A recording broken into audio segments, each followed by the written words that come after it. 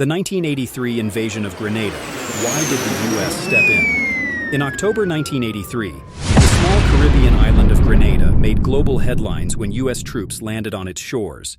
It was a swift military action, but one that sparked both international debate and questions about foreign intervention.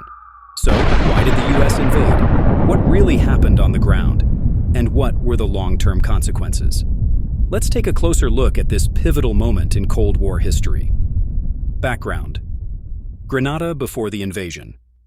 Grenada gained independence from Britain in 1974.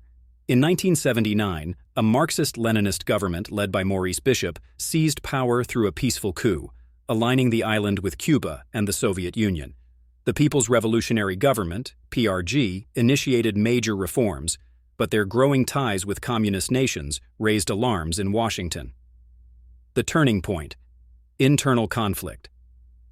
Bishop's death by 1983, internal tensions split Grenada's leadership. On October 19th, Prime Minister Maurice Bishop was arrested and later executed, along with several of his supporters. A military council seized control, declaring martial law. The sudden instability triggered concern, especially among neighboring Caribbean nations and the U.S. Why the U.S. intervened? The Reagan administration stated its reasons for the invasion were to protect nearly 600 American medical students studying in Grenada, to restore political order and stability, to respond to a call for help from the Organization of Eastern Caribbean States, OECS. Officially known as Operation Urgent Fury, the invasion began on October 25, 1983. The invasion itself. Approximately 7,000 U.S. troops, alongside Caribbean peacekeepers, landed on Grenada. They faced some resistance from Grenadian soldiers and Cuban military engineers stationed on the island. Within days, the U.S. restored control, detained coup leaders, and began rebuilding the island's infrastructure. International reaction.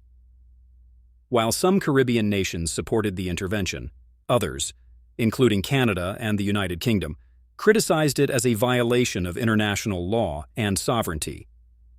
The United Nations General Assembly even passed a resolution calling the invasion a flagrant violation of international law, though the U.S. defended its actions as a legitimate rescue mission. Aftermath and impact.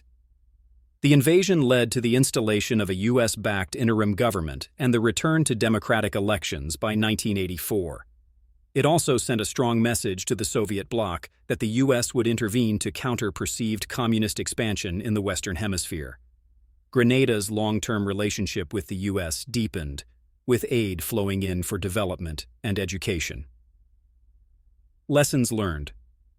The invasion of Grenada is still debated today. Was it a necessary intervention or an overreach? Did it prevent further instability or set a dangerous precedent? What's certain is that this event shaped U.S. foreign policy during the Cold War and redefined how military power could be used in the name of protecting citizens abroad. Outro. The 1983 invasion of Grenada was brief, but its impact rippled across the Caribbean and the global stage. A decisive show of U.S. force during the Cold War era, it remains a case study in the balance between security and sovereignty.